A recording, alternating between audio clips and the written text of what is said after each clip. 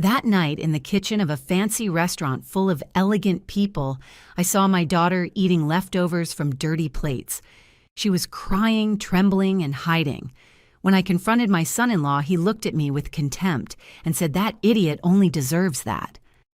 Those words broke something inside me that was never the same again. My name is Margaret Peterson. I am 58 years old. I was an elementary school teacher for 30 years, and I thought I knew how to recognize pain in a person's eyes. But I never imagined I would have to recognize it in the eyes of my own daughter. This is my story. And if you are listening to this, it is because maybe you have also seen that pain in someone you love, and you did not know what to do. I did not know either. For a long time, everything started 5 years ago when Sarah called me on the phone one Sunday afternoon. "Mom, I met someone." Her voice sounded different, bright, as if she had found something she had been looking for years.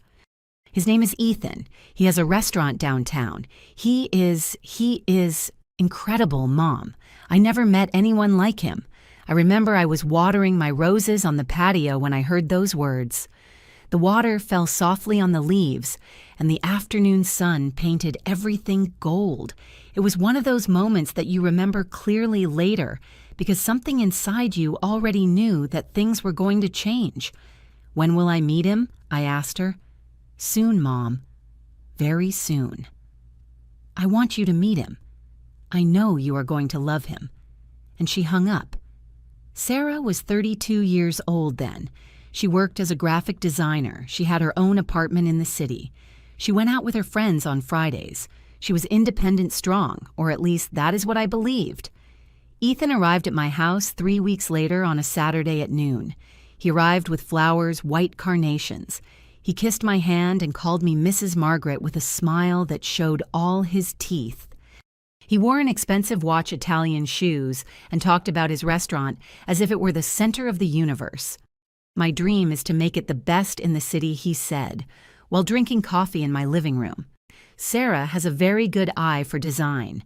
She is helping me with the image of the place. She is extremely talented." He looked at her. She lowered her eyes and smiled. Something about that smile made me uncomfortable, but I did not know what. "And your family, Ethan?" I asked him. "My father died when I was 15. My mother lives in Ohio. We do not talk much. Why differences? Mrs. Margaret differences." He did not give more details, and I did not insist. When they left, I closed the door and stood in the hallway. The house was silent. I looked out the window and saw them get into his car, a black BMW.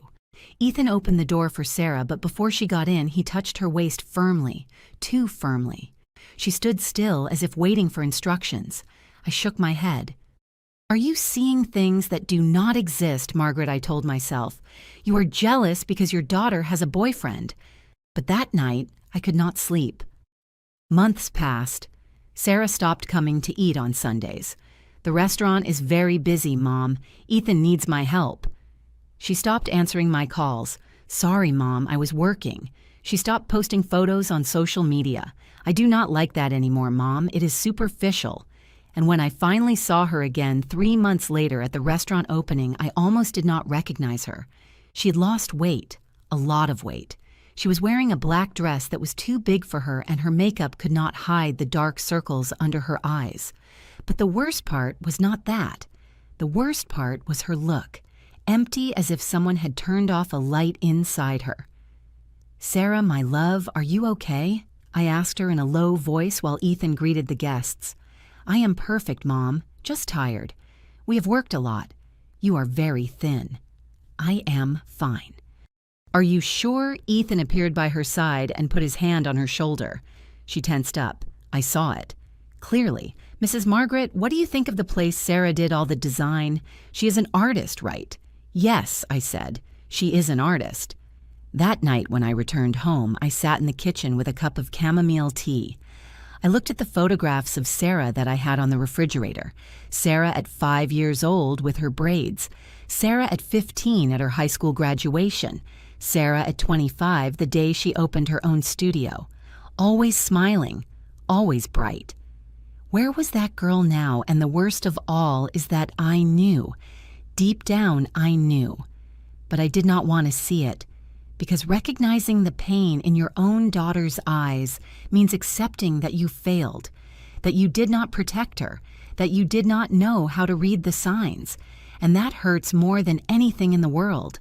Sometimes we trust too much in who we should not. Have you also been disappointed by someone you loved? Tell me your story in the comments. I want to read you. 6 more months passed, 6 months in which I saw my daughter turn into a shadow. But before telling you how we got to that terrible night in the restaurant kitchen, I need you to understand something. Sarah was not always like this. Sarah was a girl full of light. She was born on a Tuesday in October at 6 in the morning, when the sky was still dark and the first drops of rain began to fall on the city. Her father, Michael, held my hand during the entire labor, and when the nurse put her in my arms for the first time, Sarah opened her eyes and looked at me. And I swear that in that moment, I knew that girl was going to change my life. Michael died when Sarah was 11, pancreatic cancer. It was fast, cruel. A Tuesday also, as if Tuesdays were cursed days in my family. I remember Sarah did not cry at the funeral. She stood next to me in her navy blue dress and black shoes and squeezed my hand so hard I felt her fingers sinking into my skin. Will Dad watch over us from heaven? Mom. She asked me that night when I tucked her into bed. Yes, my love. Always. And you will never leave me, never, Sarah. Never. I kissed her forehead and turned off the light. But I stood at the door of her room for a long time, listening to her breathe in the dark. That was my promise. Never leave her. And for 20 years, I kept that promise. I raised her alone. I worked double shifts at the elementary school where I taught to pay for a private university. I accompanied her to her art exhibitions when she started designing. I helped her rent her first apartment. I taught her how to make lasagna, apple pie, roast beef. I taught her to be strong. Or so I thought. Sarah was always independent.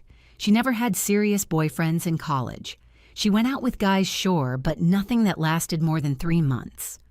I do not want to commit yet, Mom, she told me. I have many things to do. And she did them. She opened her graphic design studio at 28. She had important clients. She earned well. She traveled. She went to the gym. She took pottery classes on Saturdays. She had friends with whom she went on trips to Miami, to New York, to San Francisco. She was happy. I looked at her and thought, you did it, Margaret. You raised a strong woman. But then Ethan arrived. At first, everything seemed normal. Ethan was attentive, polite. He always arrived on time when he met Sarah. He always opened the car door for her. He always sent flowers to her studio. He is a gentleman, Mom Sarah told me on the phone. Not like the others. He does know how to treat a woman. And I wanted to believe her. I wanted to believe that my daughter had found someone good. But there were things that did not add up to me. Like that time Sarah came to my house with a bruise on her arm. What happened to you? I asked her while making coffee in the kitchen. I hit myself with the car door. Mom, how clumsy am I? Does it hurt? No, it is over. But she did not look me in the eyes when she said it. Or that afternoon I called her and heard Ethan yelling at her in the background. Who is calling you? It is my mom. Tell her you are busy. But tell her you are busy.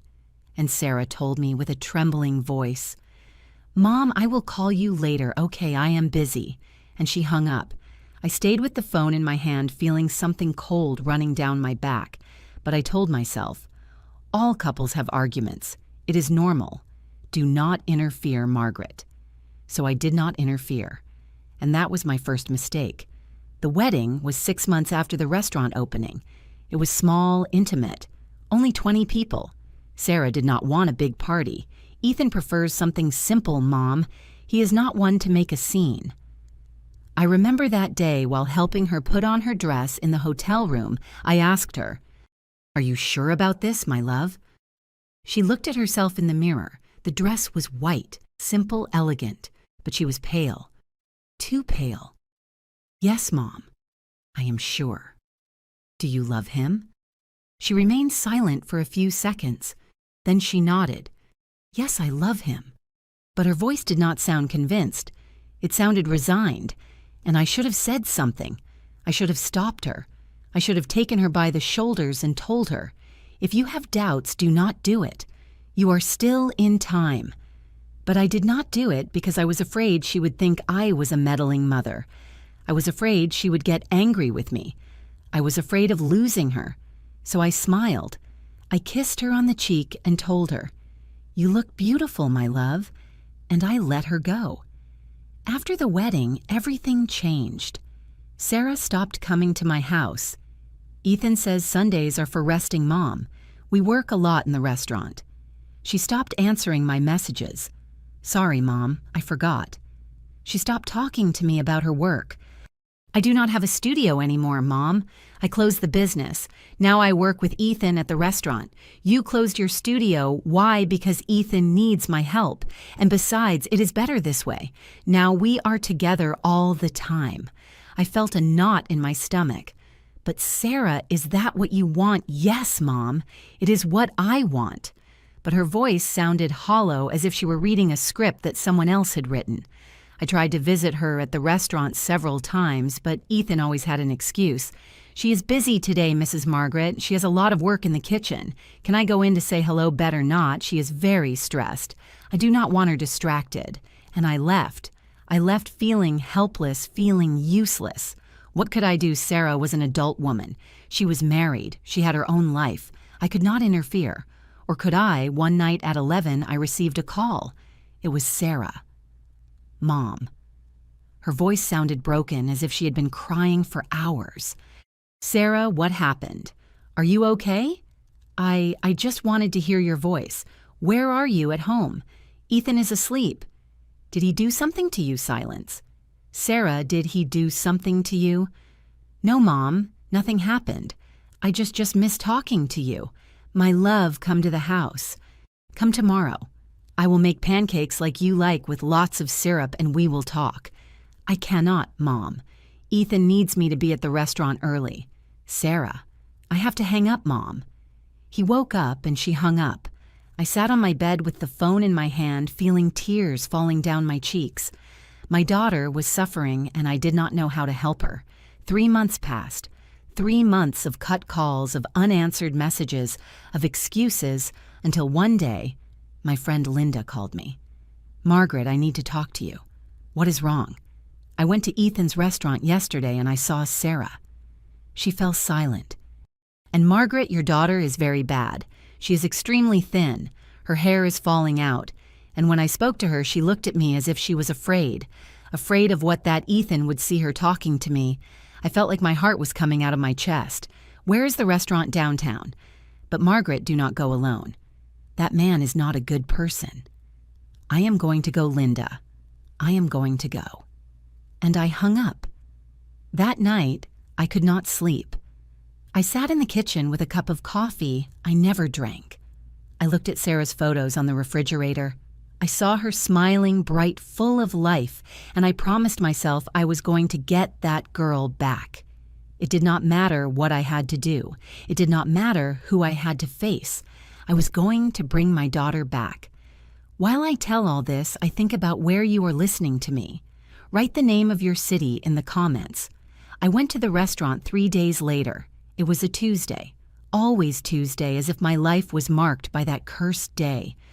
The restaurant was called The Heritage, an ironic name for a place where my daughter was being ripped from hers. It was on a quiet street downtown between expensive boutiques and art galleries. The facade was elegant, large windows with white linen curtains, a dark wooden door with brass handles. Outside, there was a chalkboard with the daily menu written in perfect cursive, Sarah's handwriting. I took a deep breath and pushed the door. Inside, the place was beautiful wooden tables with cream tablecloths, hanging plants, natural light coming through the large windows. It smelled of fresh coffee and baked bread. There was soft music in the background, jazz, I think. Everything seemed perfect, too perfect. A young waitress approached with a professional smile. "Good afternoon, ma'am. Table for one." "No, thanks. I am here to see Sarah. I am her mother." The girl's smile faltered for a second. "Oh, she is in the kitchen, but Chef Ethan does not allow visits during service. It is not a visit." "I am her mother. I understand, ma'am, but the rules are. I do not care about the rules. I need to see my daughter." At that moment, Ethan came out of the kitchen. He wore an immaculate white apron and an expression that tried to be kind, but failed to hide the annoyance in his eyes. "Mrs. Margaret, what a surprise. To what do we owe the honor I am here to see Sarah?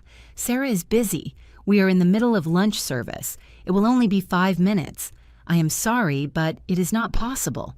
When one works in a restaurant, one has to keep the pace. There cannot be distractions."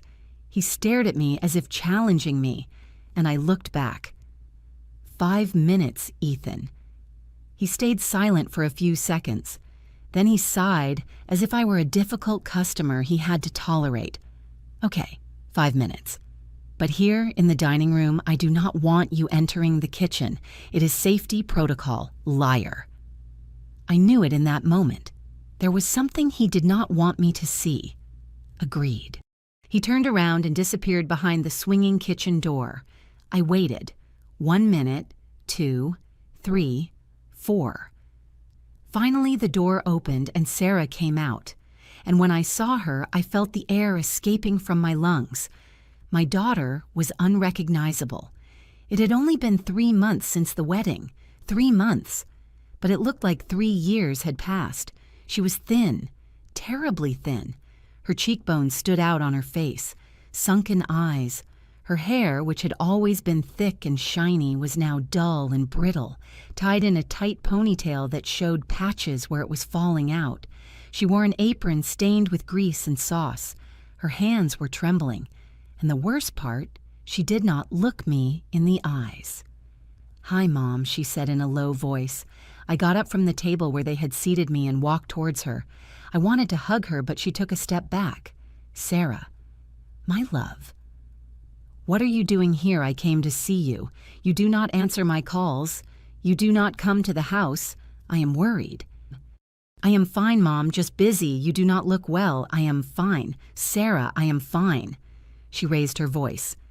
And then she put her hands to her mouth as if she could not believe she had shouted. Ethan appeared behind her like a shadow. "Everything okay here?" "Yes," said Sarah quickly. "Everything is okay. My mom was just leaving." "I am not leaving," I said. "Not until we talk." Ethan put a hand on Sarah's shoulder. She tensed up. I saw it. Clearly. "Mrs. Margaret, with all due respect, Sarah has to go back to work. We have a large reservation at 3 and we need everything ready. I can wait." "I do not think that is a good idea. Sarah is very stressed lately. I do not want her to get worse." He looked at me with a smile that did not reach his eyes, and in that moment I understood. Ethan was not taking care of my daughter. He was controlling her. "Sarah, look at me." She looked up slowly. Her eyes were glassy, tired, lifeless. "Are you eating well?" "Yes." "Are you sleeping?" "Yes." "Are you happy?" Silence. Ethan squeezed her shoulder. She swallowed saliva. "Yes, Mom, I am happy." But a tear fell down her cheek, a single tear that she quickly wiped away with the back of her hand, and I felt something inside me break. "Sarah, if you need anything, whatever it is, call me. At whatever time. Do you hear me?" "Yes, Mom, promise me, I promise." Ethan smiled. "You see, Mrs. Margaret, everything is fine. Sarah is just tired, but I take care of her. I take care of her very well." I looked at him, and in his eyes I saw something that froze my blood. Cruelty, pure cruelty. "You better," I said in a low voice. And I left. But I did not go far. I stayed outside the restaurant in my car parked across the street. I waited. 2 hours, 3 hours, 4 hours. The restaurant closed at 5 in the afternoon. I saw the waiters come out, the cooks, the girl who had served me. But Sarah did not come out, nor Ethan. At 7 in the evening, the dining room lights went out, but the kitchen light was still on. I got out of the car and walked towards the restaurant. The main door was locked. I went around the building until I found the back door, the one that led to the service alley. It was ajar. I pushed slowly, and what I saw broke my soul. Sarah was in the kitchen alone, kneeling on the floor, cleaning with a dirty rag the grease and food stains that had remained on the tiles. She was crying in silence as if she no longer had the strength even to make noise. And next to her on the floor, there was a plate with leftover food, rice, beans, pieces of half-eaten chicken, food that others had left. And while she cleaned, she took a little of that rice with her fingers and brought it to her mouth, trembling, crying, eating leftovers. My daughter, my Sarah, eating leftovers as if she were an animal. I could not hold back. I pushed the door completely and entered. Sarah. She looked up. The terror on her face was instant. She jumped to her feet, knocking over the plate. The rice scattered on the floor. "Mom, what are you doing?" I was cleaning. "Why are you eating leftover food?" She could not even speak. She hugged herself and started to tremble. And then I heard footsteps. Ethan entered the kitchen from the back office, looked at both of us, and smiled. That smile. That damn smile. "Mrs. Margaret, what are you doing here? I told you Sarah was busy. What are you doing to my daughter?" "Excuse me." "Why is she eating leftovers?" Ethan shrugged. "Sarah has bad habits. I have told her 1,000 times that if she is hungry, she can eat from the kitchen, but she prefers to eat in secret. It is strange. Maybe she should see a psychologist." "Liar." "Excuse me." "You are a liar." I walked up to him. My heart was beating so fast I felt it was going to explode. "I do not know what you are doing to my daughter, but this ends today." Ethan looked at me with condescension. "Mrs. Margaret, I understand you are worried, but Sarah is my wife. She is an adult woman, and I take care of her better than anyone could take care of her. Take care of her. You call this taking care of her. She is fine. Tell her Sarah." Sarah was paralyzed, staring at the floor. "Sarah," I said with a trembling voice, "look at me." She did not move. "Sarah, look at me." She looked up slowly, and in her eyes I saw something I will never forget. Defeat. My daughter had given up. "Let's go," I told her. "Now take your things and let's go." "Mom, I can't." "Yes, you can. Let's go." Ethan stepped between us. "She is not going anywhere. Get out of my way. This is my wife and this is my restaurant, and you have no right to come here and make a scene. I have all the right in the world. I am her mother, and I am her husband, and she chose me." He looked at me with contempt. "She chose me because I value her, because I gave her a purpose, because I made her useful. Useful, yes, useful."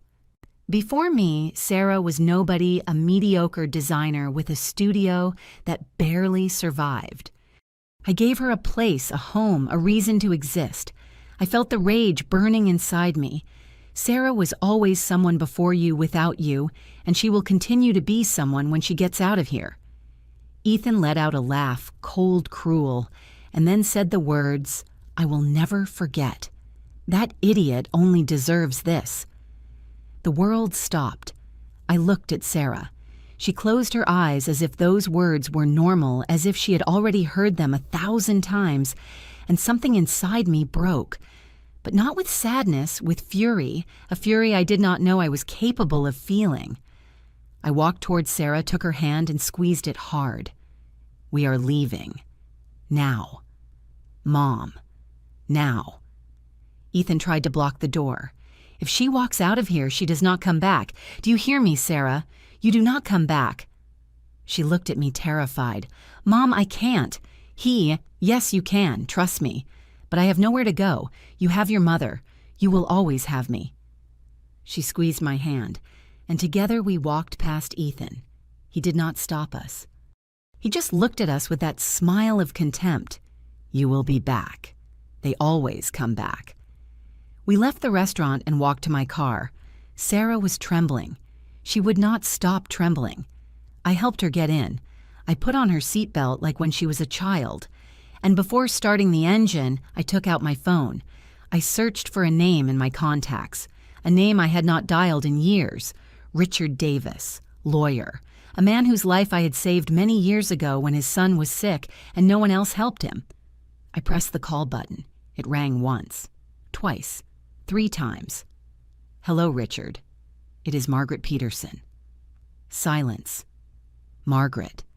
How long has it been? I need your help. What happened? I looked at Sarah. She was curled up in the seat, hugging herself. The time has come to pay your debt. I still ask myself if I did the right thing, and you. What would you have done in my place? I took Sarah to my house that night. It was Tuesday, March 13th at 8:15 at night. I remember the exact time because I looked at the clock on the dashboard several times during the drive, as if time could give me some answer about what to do now. Sarah did not speak during the entire trip. She sat in the passenger seat looking out the window, hugging herself. She was trembling. She would not stop trembling even though the night was not cold. Every time we passed under a streetlight, I looked at her out of the corner of my eye. 33 years old. My daughter was only 33 years old and she looked like a broken old woman. When we arrived at the house, I helped her out of the car. She weighed nothing, as if her bones were made of paper. I guided her to the living room and sat her on the sofa. I put a blanket over her shoulders. I went to the kitchen and heated milk with cinnamon and honey, like I did for her when she was a child and could not sleep. I came back with the cup and gave it to her. Here, my love, it will do you good. Sarah took the cup with both hands. She was shaking so much that the liquid moved in circles inside the porcelain. She brought it to her lips and took a small sip, and then she started to cry.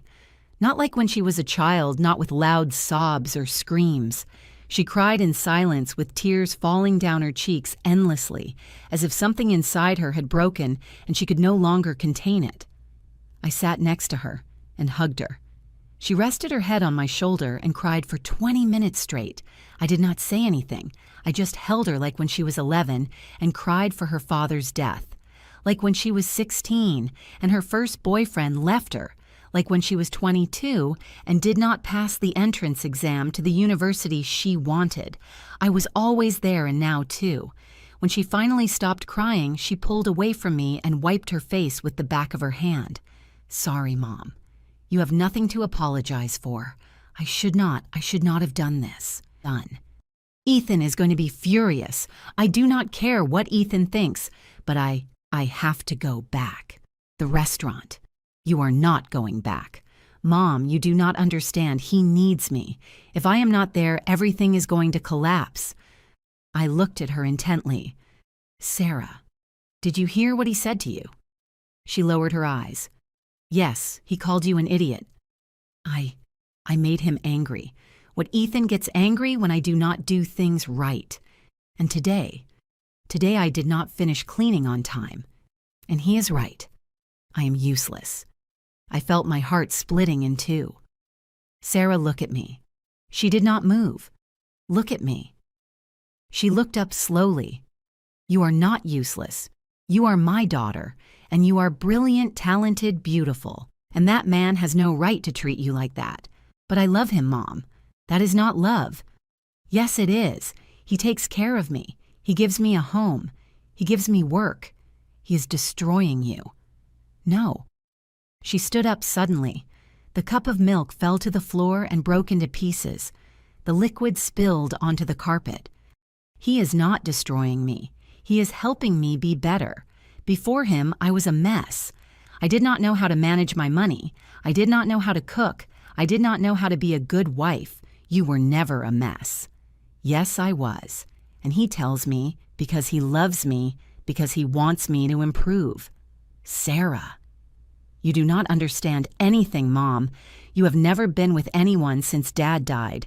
You do not know what a real relationship is. Those words hit me like a fist in the stomach. She realized immediately. She put her hands to her mouth. Mom, I'm sorry. I did not mean to say that. It is okay. It is not okay. It is okay, Sarah. You are angry. I understand. But it was not okay. Because in that moment, I realized something terrible. Ethan had not only taken away her self-esteem, he had taken away her ability to see the truth. That night, Sarah stayed in her old room, the room where she grew up, where she dreamed of being an artist, where she taped her drawings on the walls. It was still the same. Nothing had changed since she left. Her bed with the blue quilt, her desk with the lamp that no longer worked, her graphic design books on the shelf, her photographs. She sat on the bed and looked around. I cannot believe everything is still the same. I never wanted to change it. I always thought that someday you would come back. Not to stay Mom, just to visit. I know. She lay down and covered herself with the blanket. She looked like a little girl again. Small, fragile. Mom, can you stay with me for a while, of course? I sat on the edge of the bed as I did when she was 10 and had nightmares. Do you remember when Dad died? She asked suddenly. Yes, every day. I was so afraid that night. Afraid that you would also leave. Afraid of being left alone. I never left you, I know, but I always had that fear of being left alone. And when I met Ethan, I thought I had finally found someone who was never going to leave me. Her voice cracked. But now I feel like I am more alone than ever. I stroked her hair. It was dry, brittle, like straw. You are not alone, my love. I am here. And what if he is right? What if I am an idiot? You are not. How do you know? Because I know you. I have known you since the day you were born, and I know exactly who you are. She closed her eyes. I am so tired, Mom. I know. Not just physically. I am tired of everything, of trying to be enough, of trying not to make mistakes, of trying not to make him angry, then rest. Here, with me. And tomorrow we see what to do. And what if he comes for me? He is not going to come. How do you know? Because I am not going to let him. She fell asleep 20 minutes later. I stayed sitting there watching her sleep, wondering how I did not see all this before. The signs were there, all of them, but I ignored them. Why? Out of fear, out of denial, out of not wanting to accept that my daughter was in danger. The next morning, Wednesday, March 14th, Sarah woke up at 6 a.m. I heard her get up. I heard her walking around the house. I heard her crying in the bathroom. I got up and went to find her. She was sitting on the bathroom floor, phone in hand. What happened? Ethan sent me a message. She showed me the screen. The message said, "Come back today or never come back. You have until 6 p.m. Sarah was trembling. Mom, I have to go back. No. But he needs me. He does not need you. He controls you. It is different. You do not understand. If I do not go back, he is going to, what is he going to do?" She stayed silent. Sarah, has he hit you? No. Are you sure? Yes. He has never touched me like that. Then what he says things that make me feel that I am worth nothing, that no one else is going to love me, that without him I am nobody. That is abuse, Sarah. But he is right. He is not. I knelt in front of her and took her face in my hands. Listen to me well. That man is manipulating you. He is making you believe you are less than you are. But I know you, and I know you are much more than what he says. Then why do I feel so empty? Because he has taken everything from you. Your job, your friends, your self-esteem, everything. But we can get it back. I do not know if I can. Mom, I do, and I am going to help you. She hugged me and cried again, and I held her feeling that this battle was going to be much harder than I thought. That day, I called Richard Davis. Richard was a lawyer, 58 years old, same as me. I had known him for 30 years when we worked together at a community school in the inner city. His son Matthew had leukemia when he was a child. I organized a fundraiser at the school where I worked. I raised money for his treatment. I talked to doctors. I looked for options. Matthew survived, and Richard told me he owed me his life. Someday, Margaret, someday I am going to pay you back for everything you did for my family. That day had arrived. Richard arrived at my house at 4 p.m, tall, thin, with gray hair combed back. He wore a dark suit and blue tie. He carried a leather briefcase. He sat in the living room with me and Sarah. Tell me everything he said. And I told him. I told him about how she met Ethan, about the hasty wedding, about the isolation, about the restaurant, about the night I found her eating leftovers, about the words Ethan said to her. Richard listened in silence, taking notes in a small notebook. When I finished, he remained silent for a few seconds. Then he looked at Sarah. Has he hit you? No. Has he threatened you? Not directly. Has he controlled you financially? Sarah nodded slowly. Yes. When I closed my studio, he said he was going to handle our finances, that I was not good with money, and now I do not have access to anything. Do you have bank accounts in your name? Yes, but he has the passwords, and he changed my cards for ones that are in both our names.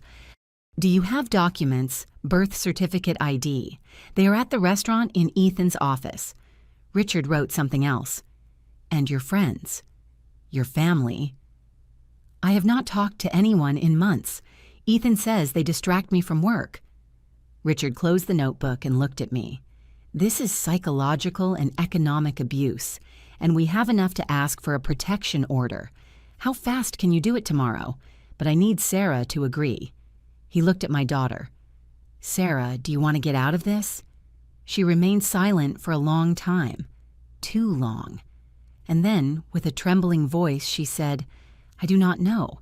I felt like the world was falling on top of me. What do you mean you do not know, Mom? It is complicated. It is not complicated. That man is destroying you. But I love him. That is not love. To me, it is. She stood up trembling. You do not understand. Ethan needs me, and I need to feel needed. Before him, I was alone. I had no one. You had me. It is not the same. Why not? Because you are my mother. You have to love me. But he chose me. He chose me. And that means something. Richard stood up too. Sarah listened to me carefully. I have worked with hundreds of cases like yours, and I know exactly what you are feeling right now. No, you do not know. Yes, I know. You feel guilty. You feel responsible. You feel that if you leave, he is going to suffer, or that you are going to fail, or that no one else is going to love you. Sarah started to cry. But none of that is true. Those are the thoughts he put in your head. They are not yours. They are his. And what if he is right? And what if I am an idiot? You are not. And I am going to prove it to you. But I need you to trust me. Sarah looked at me. Mom, what do? I took her hands. Trust me, my love. One more time. Trust me. That night, Sarah agreed to stay, but only for that night. Tomorrow, I'm going to go back, she said. I just need one more night to think. Richard left at 7 in the evening, promising to return the next day with the papers ready. I made dinner, vegetable soup, toast, chamomile tea. Sarah ate slowly, as if every bite cost her work. Is it good? I asked her. Yes, Mom, thanks. When was the last time you ate something hot? She stayed thinking. I do not remember. And in that moment, I realized something. My daughter had not only lost her self-esteem, she had lost the ability to take care of herself. And that was the most terrifying thing of all. That night before sleeping, Sarah asked me, Mom, do you think I can go back to being who I was before I sat next to her on the bed? Yes, I believe so. And if I can't, then you will be someone new, someone stronger, someone who survived. I do not feel strong, because you are tired, but strength returns. I promise. She closed her eyes. Thanks for not giving up on me, Mom. I am never going to give up on you. But what we did not know was that the next day, Thursday, March 15th, everything was going to change, because Ethan was not going to let her go so easily, and the battle was just beginning. While I tell all this, I think about where you are listening to me. Write the name of your city in the comments. Thursday, March 15th, 6 in the morning. I woke up to the sound of Sarah's phone ringing in the room next door. It was not the alarm, it was a call. I jumped out of bed and ran to her room. She was already awake, sitting on the bed, looking at the phone screen with terror. "Who is it, Ethan? Do not answer." But do not answer. The phone stopped ringing. 5 seconds passed, and it rang again. Sarah looked at me with pleading eyes. "Mom, if I do not answer, he is going to come here. Let him come, I am not going to let him in." But the phone rang again, once, twice, 3 times. Finally, Sarah answered. She put it on speaker without me asking her. Her hands were trembling. "Hello." Ethan's voice filled the room. Cold controlled. "Where are you at my mom's house? I gave you until 6 in the evening yesterday. It is 6 in the morning the next day, I know. But do you know how many problems you caused me yesterday? I had to close the restaurant early because there was no one to clean. I lost customers. I lost money. Sorry, I do not care about your apologies. I want you to come now, Ethan.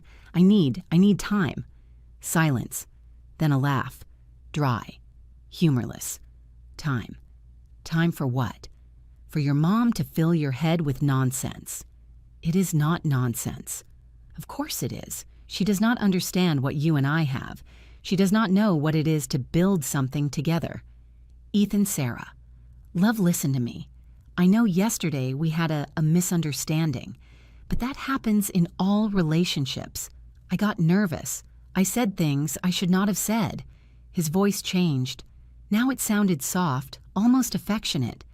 But you know I love you, right? Sarah closed her eyes. Yes. And I know you love me. Yes. Then come. Come home. We are going to fix this. Together. Sarah started crying silently. "Ethan, I do not know if I can." "Yes, you can. You are strong. You are my strong and beautiful wife. And I need you. Really. Really. Without you, the restaurant does not work. Without you, I do not work. I could not take it anymore." I took the phone from Sarah's hands. She is not coming back.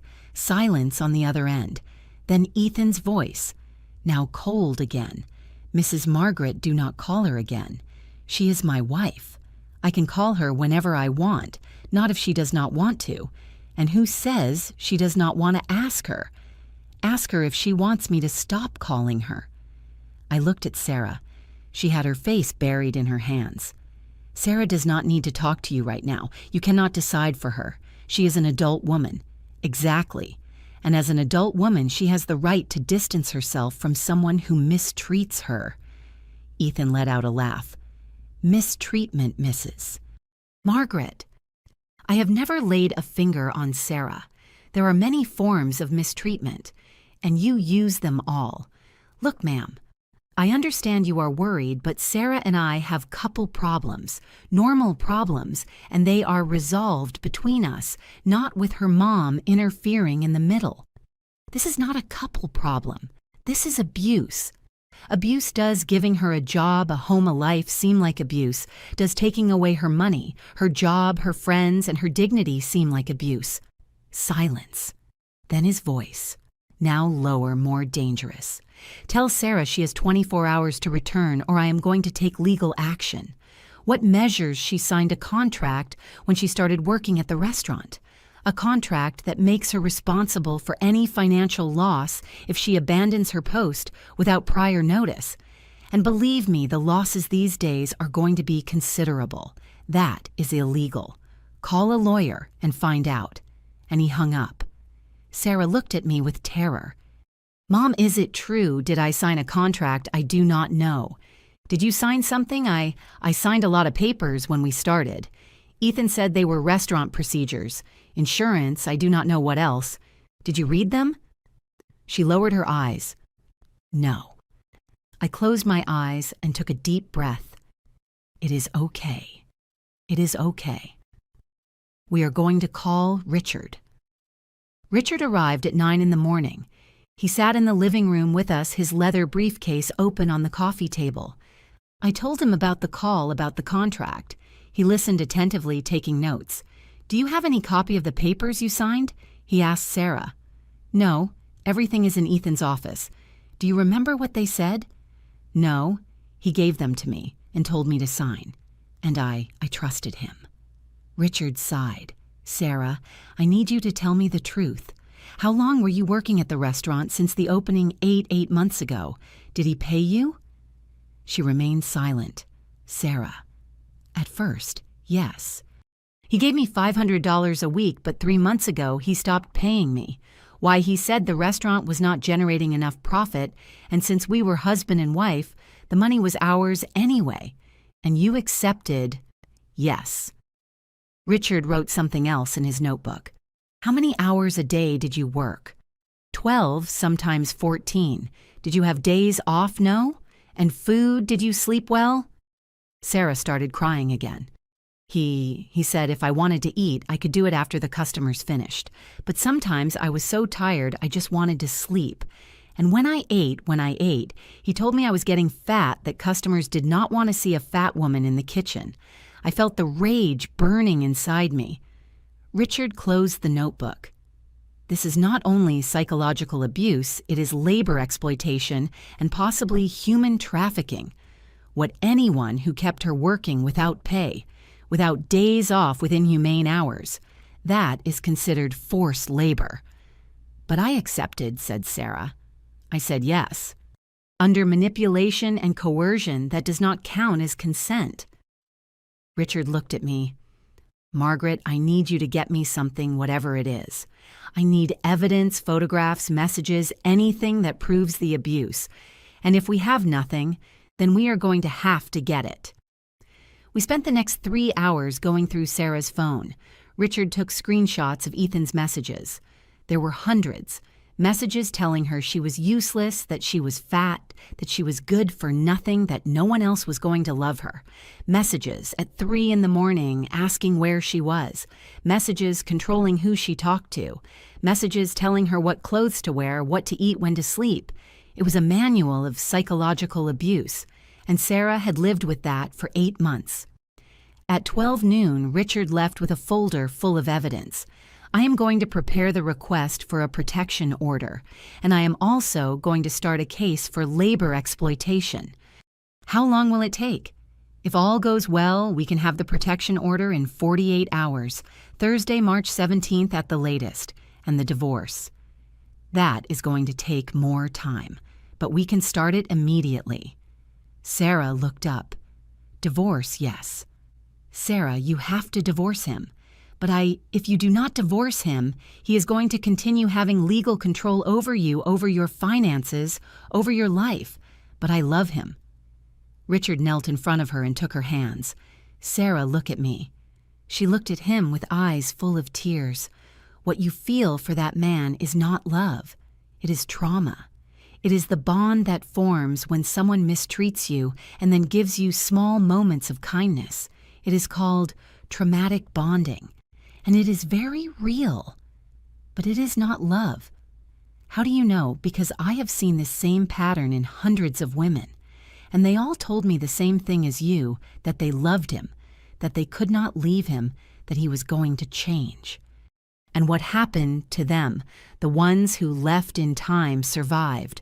The ones who stayed. He did not finish the sentence. He did not need to. That afternoon, Sarah and I sat on the patio. It was sunny. The roses were blooming. The air smelled of wet earth and jasmine. Sarah looked at the flowers with empty eyes. Mom, when did I stop being me? What do you mean I was strong, independent? I had my own business, my own friends, my own life. When did I lose all that little by little without you realizing it? Why didn't I see it? Because he was very good at hiding it. At first, everything seemed like love, attention, care. But then little by little, he started taking pieces from you. First your friends, then your job, then your self-esteem. And I let him. Why did he manipulate you? Because he made you believe it was for your own good. Sarah remained silent for a long time. Then she said, Do you know what the worst part of all is? What that a part of me still wants to go back. Still wants to believe that he is going to change, that things are going to be like at the beginning. I know. Will that go away? Yes. With time. And with help. How much time, I do not know. every person is different. And if it never goes away, it will go away. I promise. That night, Friday, March 16th, I received a call. It was an unknown number. I answered. Hello, Mrs. Margaret? It was Ethan. How did you get my number? It does not matter. I need to talk to Sarah. She is not available. Tell her if she does not return tomorrow, I am going to come for her. If you get close to my house, I call the police.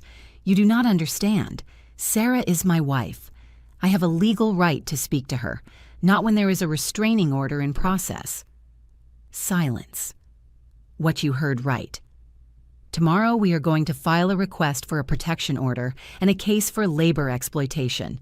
So I suggest you get a good lawyer. I heard his breathing on the other end. Heavy. Angry. You are going to regret this. I doubt it. Sarah is going to come back. They always come back. This time, no. We will see. And he hung up. That night, I could not sleep. I stayed awake sitting in the living room with the lights off, watching the door. Waiting. Waiting for what? For Ethan to arrive. For him to break into my house. For him to take Sarah away. At 3 a.m, I heard a noise outside. I got up slowly and approached the window. There was a car parked in front of my house.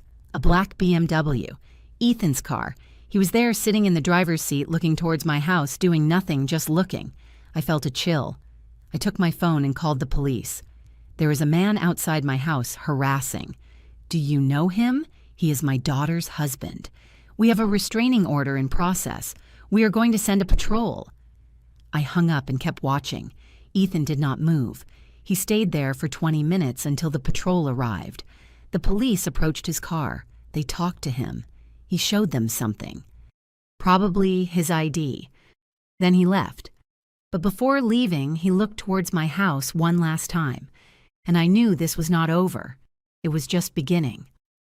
Saturday, March 17th, 6 a.m. Richard arrived at my house with the papers. We have the hearing at 10 a.m. The judge is going to review the evidence and decide if he grants the temporary protection order. And if he does not grant it, he is going to grant it. We have enough evidence.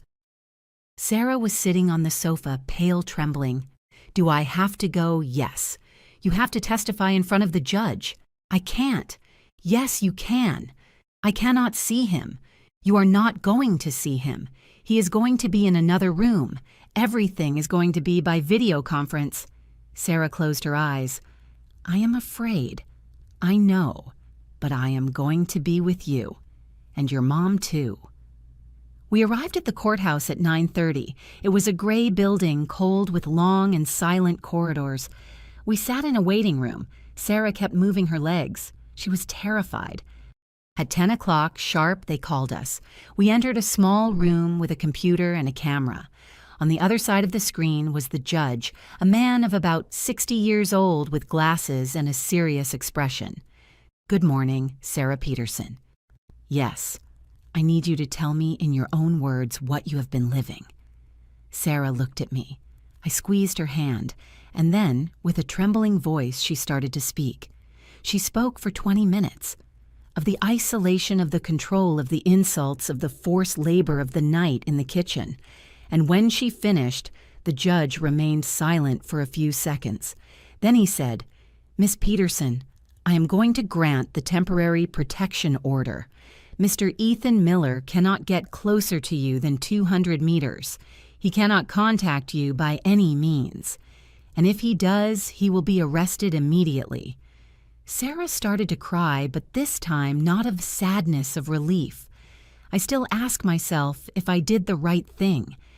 And you, what would you have done in my place?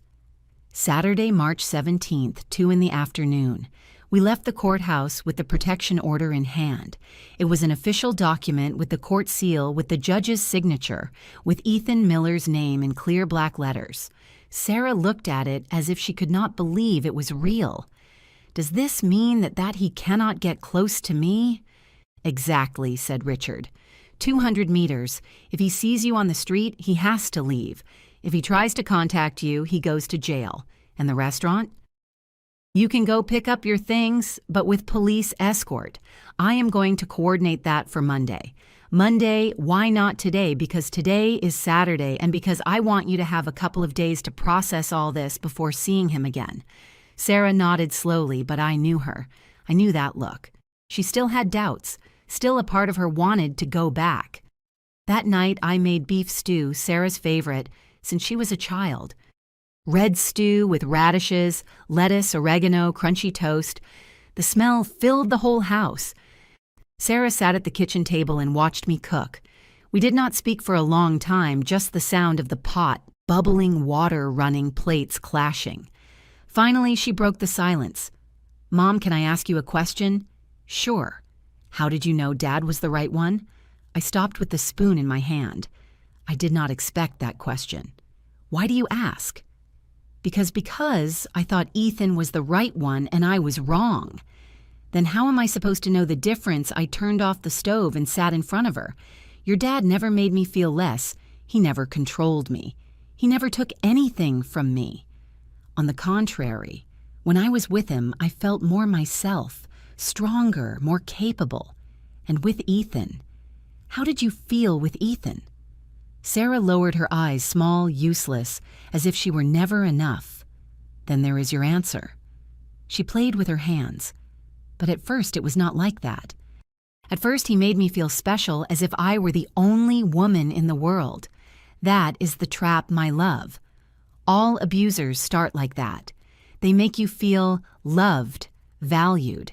And when you already trust them, when you already depend on them, that is when they start taking pieces from you little by little, so slow that you do not even realize. And why didn't I realize? Because you are human, and because love makes us blind. Sarah started crying again. "Mom, I am so afraid." "Of what? That I will never be able to trust anyone again, that I will always be waiting for the person I love to turn into a monster." I got up and hugged her. "That too will heal with time, I promise."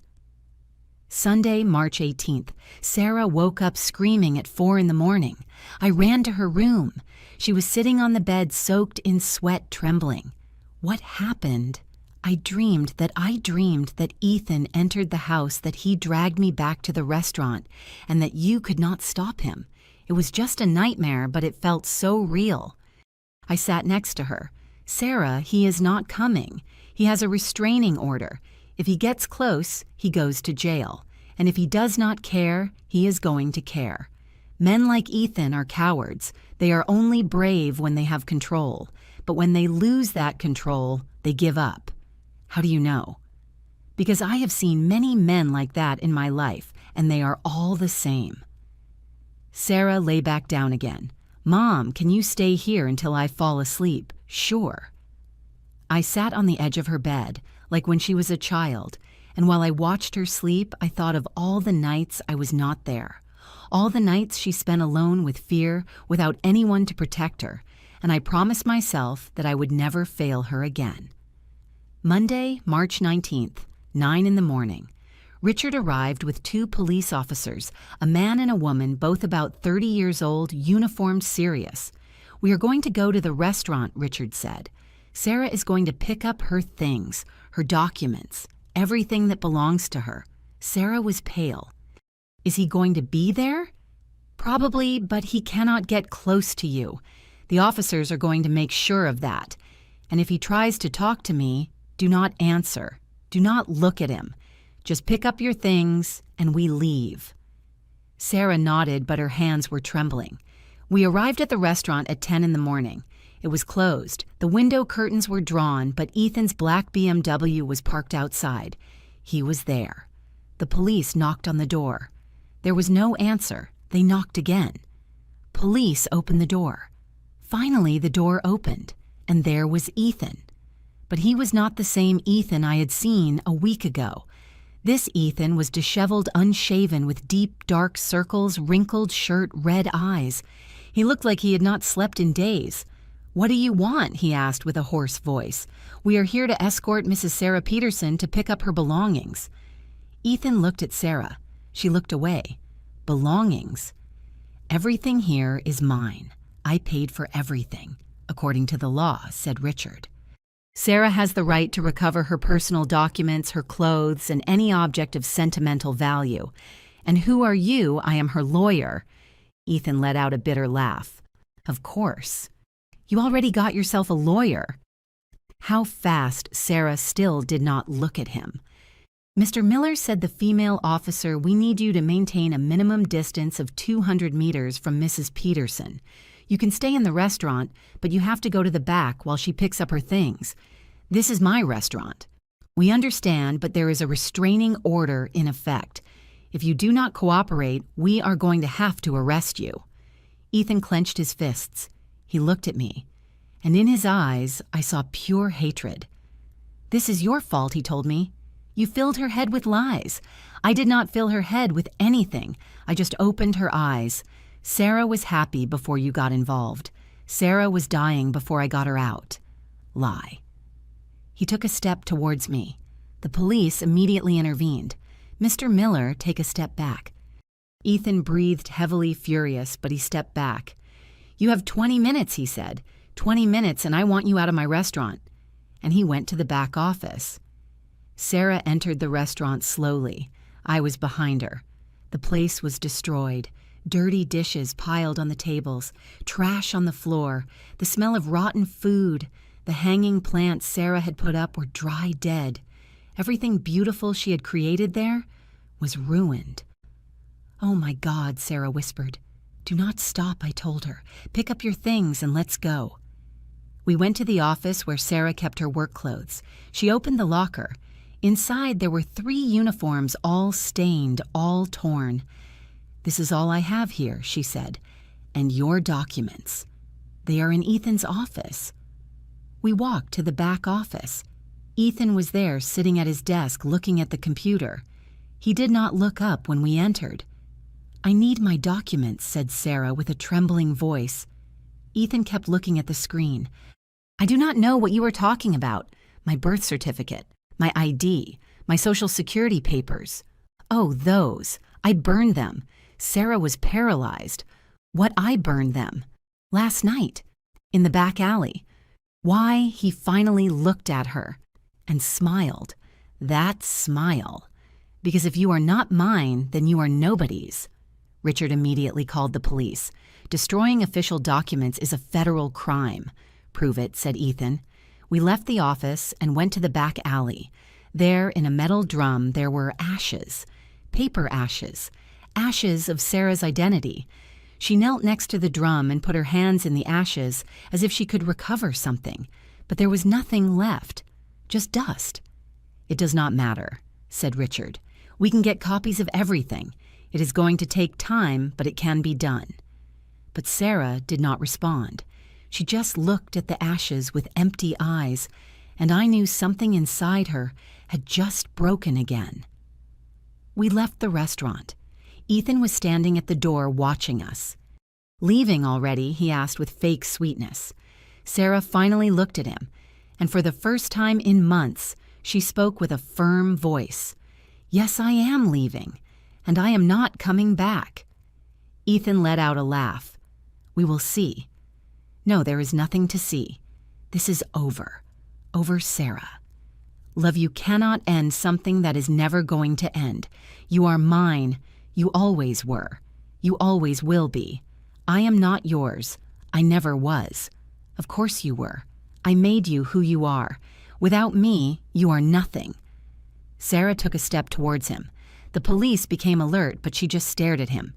You are right about something, she said. Without you, I am not the broken and scared woman I was with you. Without you, I can go back to being who I was before, and that is exactly what I am going to do. Ethan looked at her with hatred. You are going to regret it. No, the only one who is going to regret it is you. And she turned around and walked to the car with her head held high for the first time in 8 months. That night back at my house, Sarah sat on the patio. I brought her a cup of chamomile tea. How do you feel? I do not know. Empty, angry, relieved, all at the same time. It is normal. Mom, when I saw those ashes, when I saw that he had burned my documents, I realized something. What? That he never loved me. Because when you love someone, you do not destroy their identity. You do not burn their past. You do not turn them into nothing. You are right. Then why does it hurt so much? Because you did love him, or at least you loved the idea of what you thought he was. Sarah sipped tea. Do you know what is the saddest thing of all? What that I gave him. Everything, my work, my friends, my dignity. Everything, and the only thing he did was take more from me. But now you got it back. Recovered what I have: no job, I have no money, I have no documents, I have nothing. You have me. Sarah looked at me, and for the first time in a long time she smiled. A small smile, fragile but real. Thanks, Mom. You are welcome, my love. Tuesday, March 20th. 5 in the morning, I woke up to the sound of my phone. It was a message from an unknown number. I opened the message. It was a photograph of Sarah sleeping in her bed in my house, taken from her bedroom window, and under the photo a message. I am always watching you. I felt like my heart was coming out of my chest. I ran to Sarah's room. She was still asleep. The window was closed, but the curtains were open. Someone had been there. Someone had been watching her. I took my phone and called the police. I need you to come now. The police arrived 20 minutes later. They checked the patio, the windows, the back alley. They found shoe prints in the dirt under Sarah's window, fresh prints from a few hours ago. Do you have any idea who it could have been? Asked the officer. Yes, my ex-son-in-law, Ethan Miller. Do you have a restraining order against him? Yes. Then this is a violation. We are going to arrest him. At 8 in the morning, Ethan was arrested. At the restaurant, in front of all the employees, in front of the first customers of the morning. They handcuffed him. They read him his rights, and they took him away. Sarah and I watched it on the news that afternoon. Restaurant owner in downtown arrested for harassment and violation of restraining order. Sarah looked at the screen with empty eyes. Is it over? She asked. Not yet, but almost. That night, Richard called us. Ethan got out on bail, $50,000. What I am sorry, Margaret. The judge considered he was not a danger to society. Not a danger. He was stalking my daughter, I know. But the law is like that. However, now he has a stricter restraining order, and if he violates it again, he goes to prison without bail. And is that supposed to make me feel better? No. But it is the best we can do for now. I hung up. Sarah looked at me with terror. Mom, he is going to come back. He is not going to do it. Yes, he is going to do it. I know him. He is not going to stop until he gets me back. And in that moment, I knew she was right. Ethan was not going to stop, not until he was forced to, and I was going to be the one to force him. Wednesday, March 21st, 6 in the morning. I had not slept all night. I stayed sitting in the living room with all the lights on, watching the windows, waiting. Waiting for what? For Ethan to appear again. For him to try to get in. Sarah did not sleep either. I heard her walking around her room all night, opening drawers, closing doors, crying in silence. At 6:30, she came out of her room. She was dressed in jeans and a blouse that was too big for her, her hair tied back in a ponytail. Good morning, Mom. Good morning, my love. Did you sleep at all? No, neither did I. She sat next to me on the sofa. Mom, I need to tell you something. What is wrong? I want to go to therapy. I looked at her surprised. Therapy, yes. Richard recommended a psychologist. She specializes in abuse victims, and I think I need her. I took her hand. I think that's a very good idea. I am afraid she will tell me I am crazy, that all this was my fault. She is not going to say that. How do you know? Because none of this is your fault, and any serious professional knows that. Sarah nodded slowly. Richard already got me an appointment for today at 2 in the afternoon. Can you come with me, of course? We ate breakfast in silence. Coffee toast, scrambled eggs that Sarah barely touched. I tried to act normal, as if I were not terrified that Ethan would appear at any moment, as if I had not spent the whole night checking the windows, as if I did not have a baseball bat hidden behind the door. At 9 in the morning, Richard called. "Margaret, we have a problem." What happened? Ethan filed a lawsuit. What kind of lawsuit? He is suing Sarah for damages. He says that by abandoning the restaurant without prior notice, she caused financial losses of $50,000. $50,000, Sarah looked up terrified. "It is an intimidation strategy," said Richard. "He has no case, but it is going to take time to prove it in court." "How much time?" "Months. Maybe a year." "We do not have a year." "I know, but we are going to fight this. We are going to prove that Sarah worked without pay, that she was exploited, that the contract she supposedly signed was under coercion. And in the meantime, Sarah has to stay away from him. She cannot answer his messages. She cannot talk to him. Nothing." "Understood." I hung up.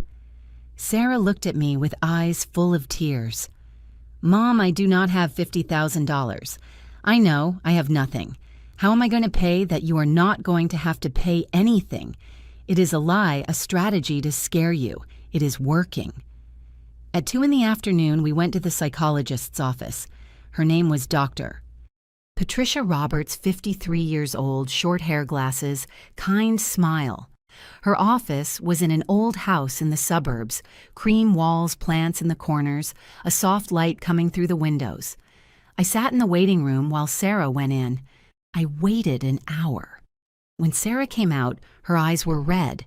She had been crying, but something in her face looked different, lighter, as if she had left something heavy inside. "How did it go?" I asked her in the car.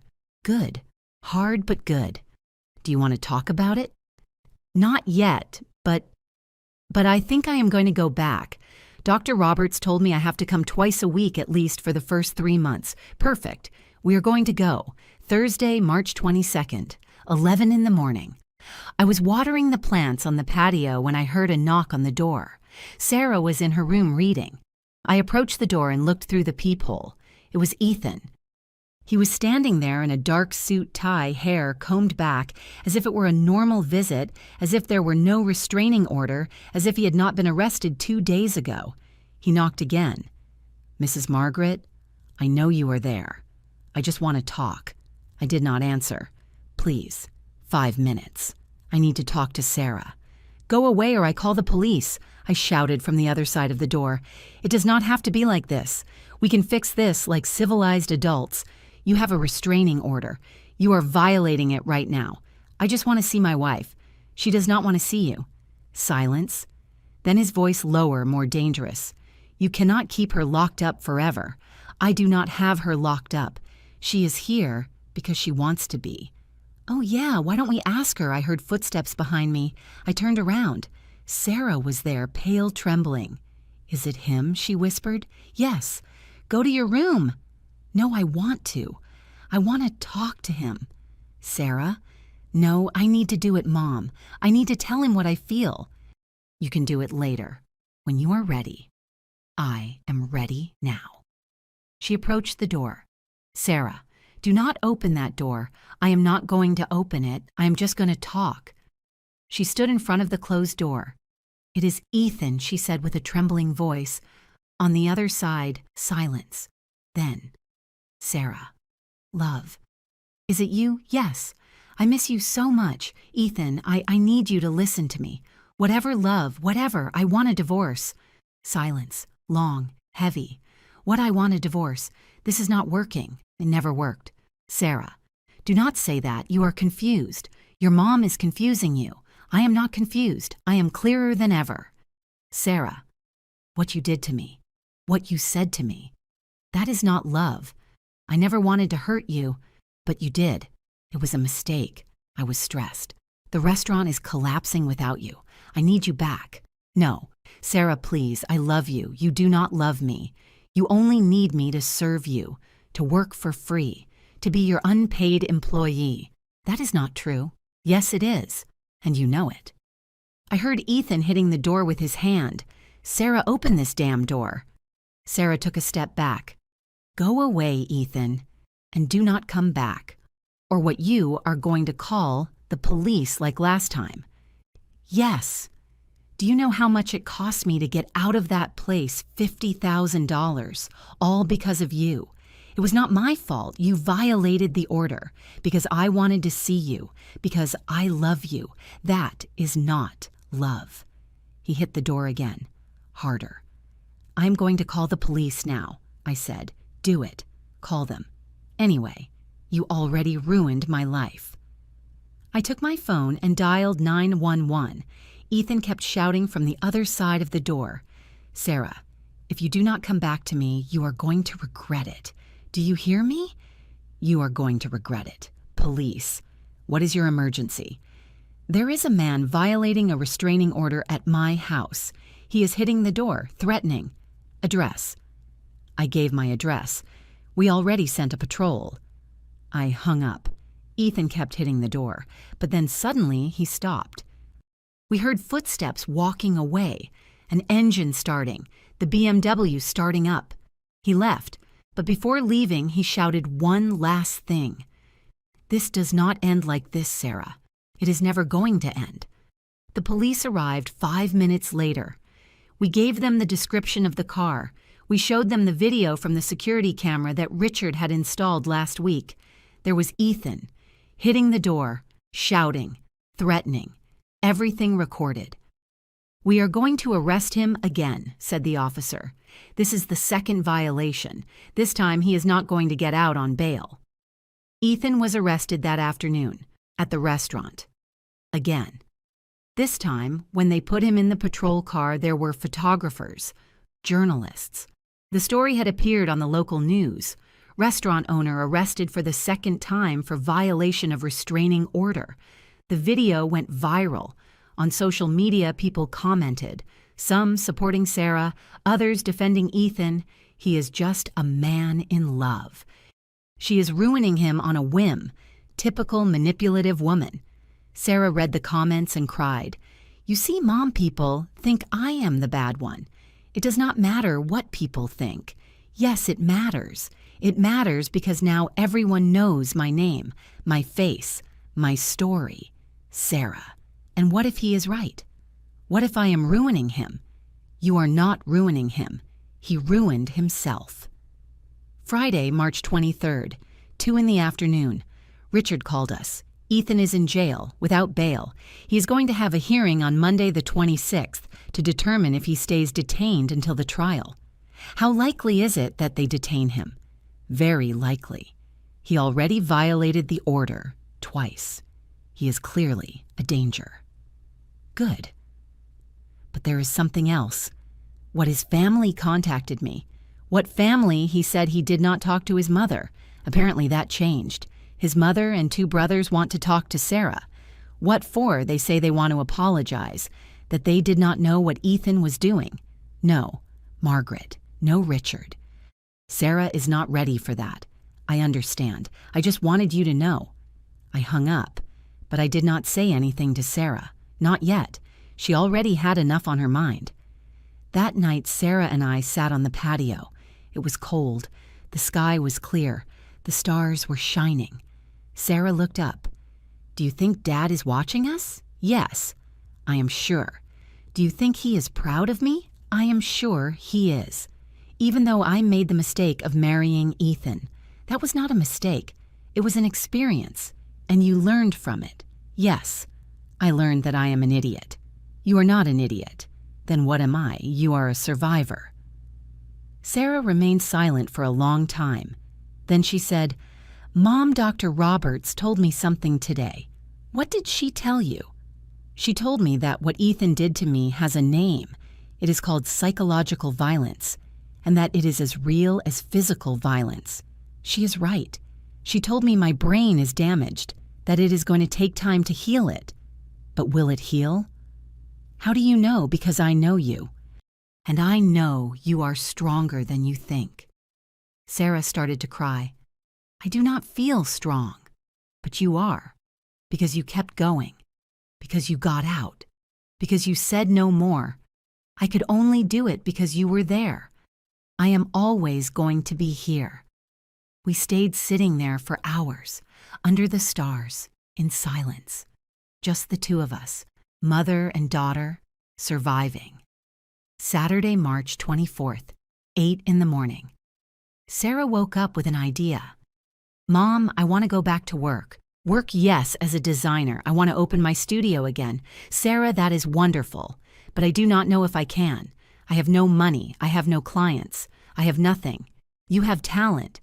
And that is the only thing you need. Do you think people will hire me after all this scandal? The people who are worth it? Yes." Sarah smiled. For the first time in weeks, a real smile. "Then I am going to try." That day, Sarah spent hours on the computer, looking for her old projects, her old contacts, rebuilding her portfolio. I watched her from the door of her room, concentrated, focused, alive. And for the first time since all this started, I felt hope. Hope that Sarah was going to be okay. Hope that we were going to get out of this. Hope that the worst moment had passed, but I was wrong. Because on Monday, March 26th, everything changed again. And this time, in a way I never imagined. Monday, March 26th, 9 in the morning. Richard called us. "There is a problem." What happened? Ethan got out. What how? His lawyer argued that the two violations were misunderstandings, that he only wanted to talk to his wife, that he did not represent a real danger, and the judge believed him. The judge decided that with an electronic ankle bracelet it was enough. Ethan can go out, but he has to stay 500 meters from Sarah. If he gets close, the bracelet sends an alert to the police. That is not enough. I know, but it is what it is. I hung up. Sarah looked at me with terror. "Mom, he is going to come." "He cannot. He has the ankle bracelet. He is not going to care. He is going to find a way." "Sarah, I know him, Mom. He is going to come." And she was right. Because that night at 11, I received a message from an unknown number. The message said, "Tell Sarah to look out the window." I ran to Sarah's room. She was asleep. I went to the window and looked out. There on the other side of the street was a car. Not the black BMW, another car. And inside a figure looking towards our house. I could not see the face, but I knew who it was. I called the police. There is someone outside my house. I think it is Ethan Miller. He is supposed to have an electronic ankle bracelet. We checked the system. He is at his house. The bracelet has not sent any alert. But he is here. I am seeing him. Ma'am, if the bracelet says he is at his house, then he is at his house. Maybe it is someone else. It is not someone else. It is him. But when I looked out the window again, the car was no longer there. It had gone. Like a ghost.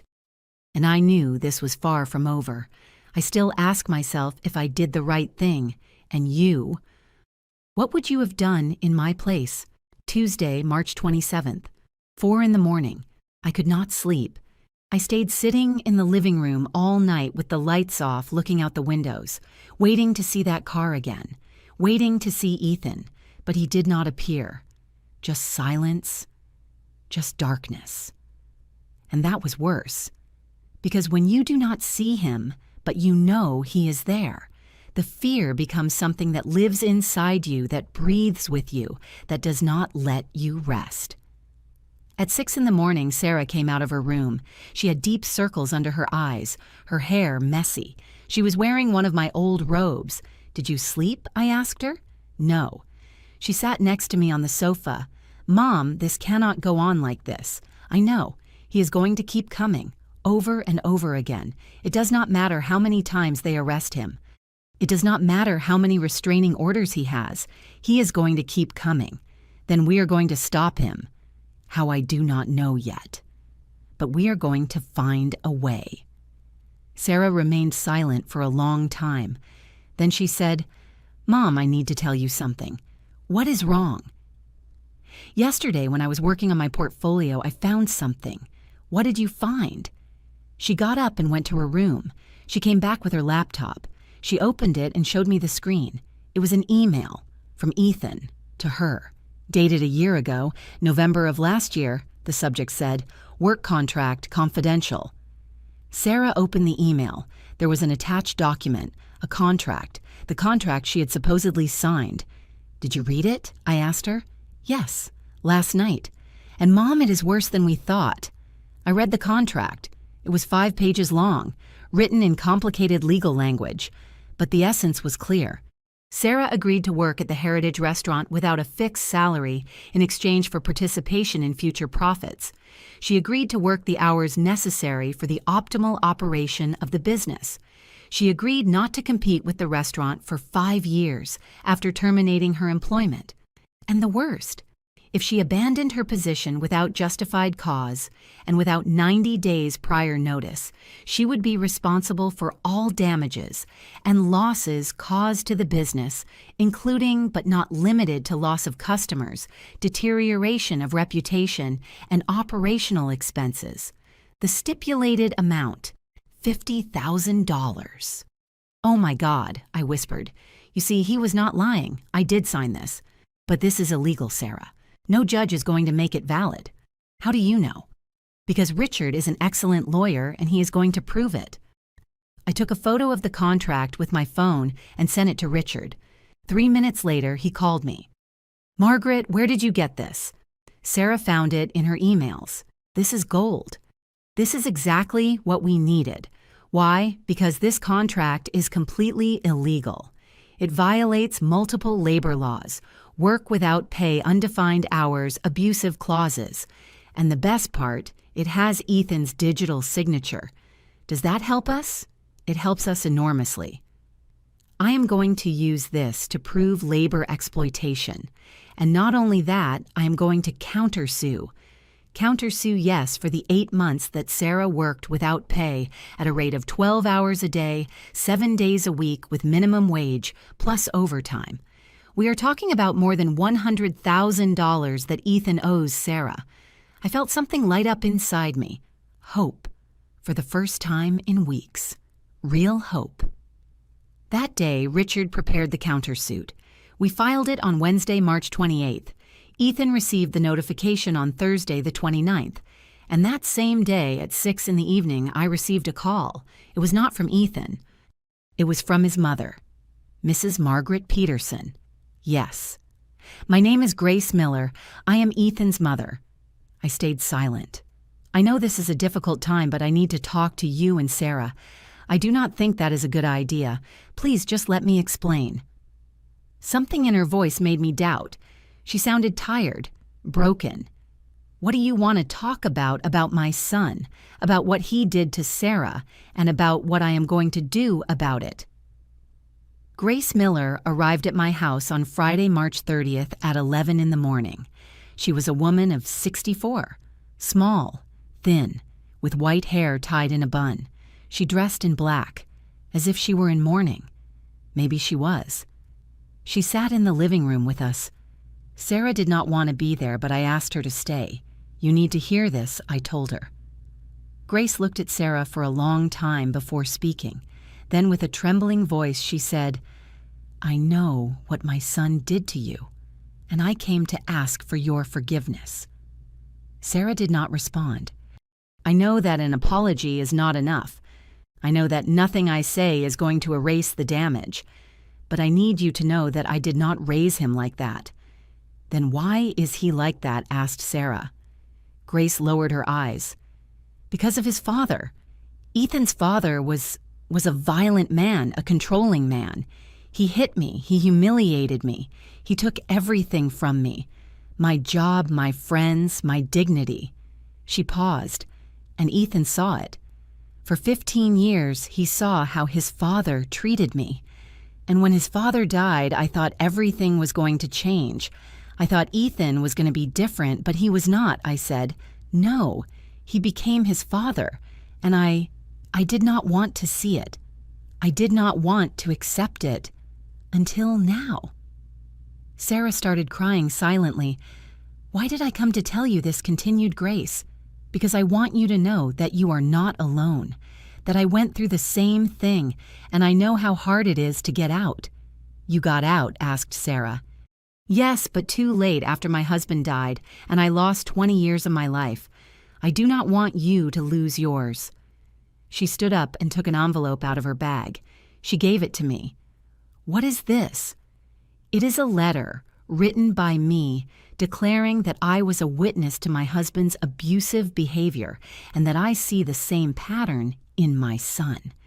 You can use it in court if you need it." I opened the envelope.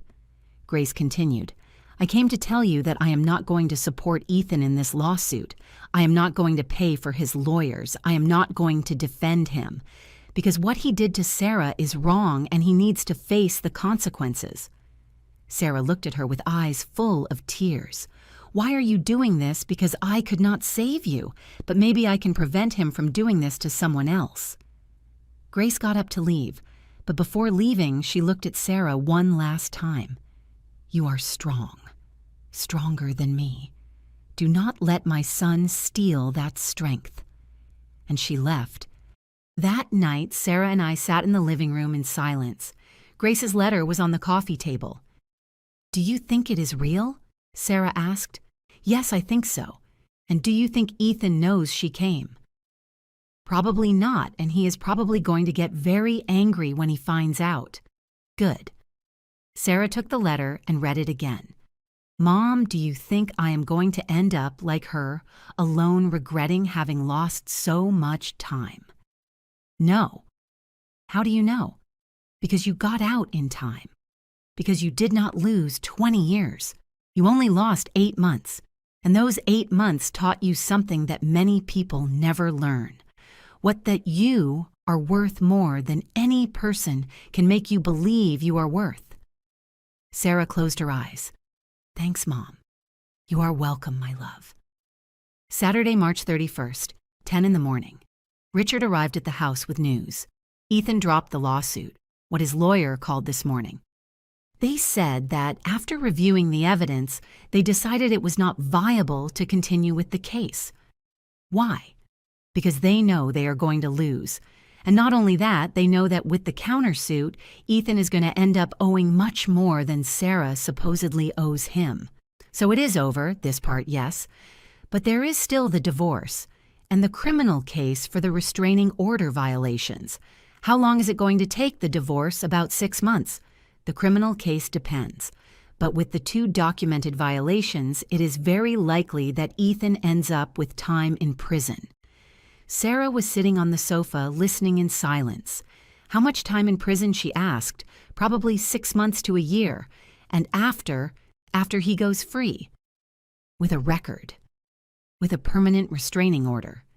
But free. Sarah remained silent. I knew what she was thinking, that Ethan was going to come back, that this was never going to end. But then something changed. Something in Sarah's eyes. She stood up. "I need to do something." "What?" asked Richard. "I need to speak. Publicly. About what happened. Sarah. No, Mom. I need to do it. Because if I do not speak, Ethan is going to keep controlling the narrative. He is going to keep saying that I am the bad one, that I abandoned him without reason, that I am ruining him." "Are you sure?" "Yes, I am sure." Richard nodded. "There is a journalist who contacted me a few days ago. Her name is Andrea Scott. She works for a local newspaper. She wants to do an interview about psychological violence in relationships. I want to talk to her," said Sarah. The interview was published on Sunday, April 1st, front page, with a photograph of Sarah, looking directly at the camera. The headline said, "I survived. The story of a woman who escaped psychological abuse." In the interview, Sarah told everything: the isolation, the control, the forced labor, the humiliations, the night in the kitchen, and the recovery process. She did not mention Ethan's name, on legal advice, but everyone knew who she was talking about. The article went viral. In 24 hours, it had more than 1 million views. Social media exploded. But this time, most of the comments were supportive. "Thanks for speaking. This happened to me too. You are very brave. You are not alone." Sarah read the comments and cried, but this time not of sadness, of relief, because finally someone believed her. Monday, April 2nd, 8 in the morning. I received a call from Richard. "Margaret, I need you to come to my office. Now." What happened? It is about Ethan. What did he do now? Nothing. That is the problem. I arrived at Richard's office 30 minutes later. Sarah came with me. Richard was sitting at his desk with an expression I had never seen on him. Worry. True worry. Ethan disappeared. What his electronic ankle bracelet stopped working last night at 11. The police went to his house. He was not there. His car is not there. His phone is off. What does that mean? It means he violated the terms of his release, and that there is an arrest warrant against him. Good. Let them arrest him. Margaret, you do not understand. If Ethan fled, it means he no longer cares about legal consequences, and that makes him unpredictable, dangerous. Sarah went pale. He is going to come for me. We do not know that. Yes, we know he is going to come, and this time he is not going to stop. Richard took his phone. I am going to talk to the police. I am going to ask them to put surveillance on your house. And if it is not enough, then we are going to take other measures. That night, there were 2 patrols parked outside my house. One in front, one in back. Sarah and I stayed inside with all the lights on, with all the doors locked, waiting. But Ethan did not appear. Not that night, nor the next, nor the next. It was as if he had evaporated. And that was the most terrifying thing of all. Because when a man like Ethan disappears, it can only mean one thing. He is planning something. Friday, April 6th, 11 at night. Sarah and I were watching a movie in the living room when we heard a noise outside, a thump as if something had fallen, or someone. I looked out the window. The patrols were still there, but I did not see anything strange. It was probably a cat, I told Sarah, but she was not listening to me. She was looking at her phone with her face completely pale. What is wrong? She showed me the screen. It was a message from an unknown number. The message said, I have nothing left to lose. Neither should you. And below the message, a photograph of our house, taken from inside, from the patio, from 5 minutes ago. I ran to the patio door. It was locked. But the window, the small bathroom window that we never closed properly, was open. Ethan had been inside the house, and he was still close. I still ask myself if I did the right thing. And you, what would you have done in my place Friday, April 6th, 11:10 at night? I called the police immediately. There is someone inside my house, or was a few minutes ago. Are you sure? Yes. I have a photograph they sent me, taken from my patio 5 minutes ago. Do not move. We are coming. I hung up. Sarah was trembling. I hugged her. It is going to be okay. It is not going to be okay, Mom. He was here, inside the house. The 2 officers who were outside knocked on the door. Mrs. Peterson, I opened. We received your call. Where do you think he entered through the bathroom window, the one facing the patio? They checked the entire house, room by room, closet by closet. They did not find anyone, but in the bathroom window they found marks, shoe marks on the sill, and outside in the patio, fresh footprints in the dirt, the same footprints we had seen weeks ago. Were the patrols there the whole time? I asked. Yes, ma'am. We did not see anyone enter. Then how did he get here? The officer looked at the back alley. He probably jumped the fence. It is low, and with the darkness we did not see him. Then what are you here for if you cannot protect us, ma'am? I understand your frustration, but we cannot be everywhere at the same time. Then what are we supposed to do? The officer remained silent because he had no answer. That night, Sarah and I stayed in my room with the door locked, with a chair against the door, with a baseball bat next to me, and with the phones ready to dial 911. Neither of us slept. We just waited for dawn, waited for this nightmare to end. Saturday, April 7th, 6 in the morning. Richard arrived with more police. This time there were 4 officers, 2 men, 2 women, and a detective. His name was Detective Reynolds, 52 years old, tall, with gray hair and a serious expression. He sat with us in the living room. "Mrs. Peterson, I need you to tell me everything from the beginning." And I told him. Everything. From the night I found Sarah in the restaurant kitchen to the message last night, the detective took notes in a small notebook. When I finished, he remained silent for a few seconds. Then he said, "Ethan Miller is a dangerous man, and he is escalating." What does that mean? It means that every time he loses control, he becomes more desperate, and a desperate man is capable of anything. Sarah started to cry. So what do we do? First, we are going to increase surveillance. We are going to have patrols 24 hours, and we are going to install security cameras throughout the house. Second, I need you to consider leaving here for a few days, to a place where Ethan cannot find you, like where a hotel, a relative's house, somewhere. We have no one, I said. We only have each other. The detective nodded. Then the hotel. And I am going to coordinate with the local police to protect you. That day, Sarah and I packed 1 suitcase each, clothes, documents, medicines, the essentials. We were going to a hotel in the suburbs, far from downtown, far from the restaurant, far from Ethan. But before leaving, Sarah stopped me. "Mom, wait. What is wrong? I do not want to leave like this. I do not want him to win." "Sarah, it is not a matter of winning or losing. It is a matter of keeping you safe." "I know. But if we leave, he is going to think he has power over me, that he can control me with fear. He has no power over you. Then show it. I want to do something before we leave." "What do you want to do?" "I want to go to the restaurant." "Are you crazy?" "No, Mom, listen to me. I want to go to the restaurant with the police, and I want to recover something." "What thing?" "There is a box in Ethan's office. It has all the photographs of my life before him, photographs of Dad, of you, of my friends, everything I was before he appeared. Sarah, he took my identity. Mom, he took my documents, but he is not going to keep my memories." I looked at Detective Reynolds. "Is it possible?" He hesitated. "It is risky, but it is possible.